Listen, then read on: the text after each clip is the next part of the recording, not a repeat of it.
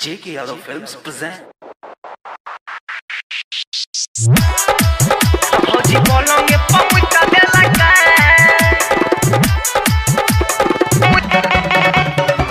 Hoji bolonge pamuita de la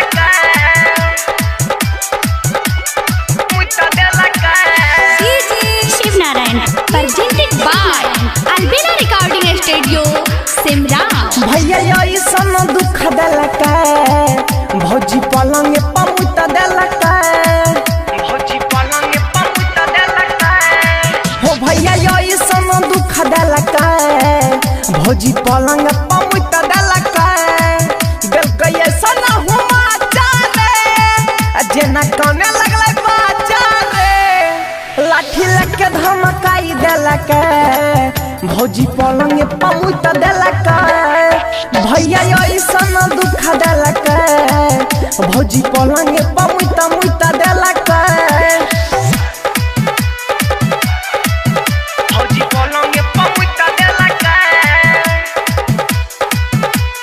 Muita de la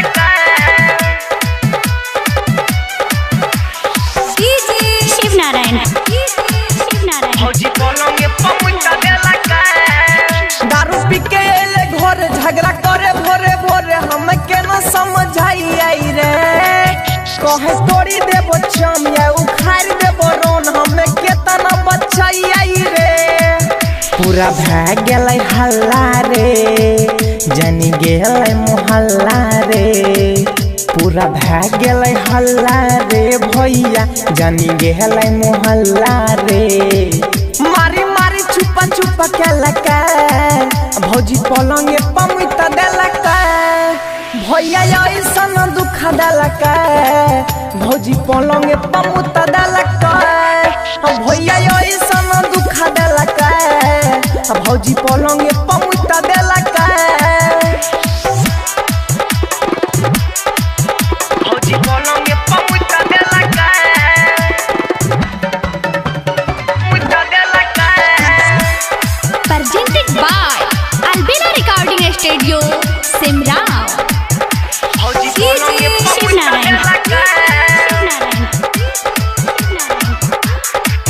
कहे writer वकील मोगी दाई रहे झील भोरे भोरे गेले भैया गोसाई कहे खाई ले गेनोन आई बेसी नहीं तू कौन नहीं ते देबो तोरा मुहावा फुलाई लागे छै हो पीरिन सारा के डोर भैया मारब करे छै हो भोरे भोर बड़ी लागे छै धीरा जावा के डोर भैया मारब करे छै हो भोरे भोर बेसी बोला ला पकुट देलक भौजी पलंग पमुत देलक आ भैया ऐसन दुख देलक आ भौजी पलंग पमुत देलक आ भैया ऐसन दुख देलक आ भौजी पलंग पमुत मुत देलक J.K. Yadav Films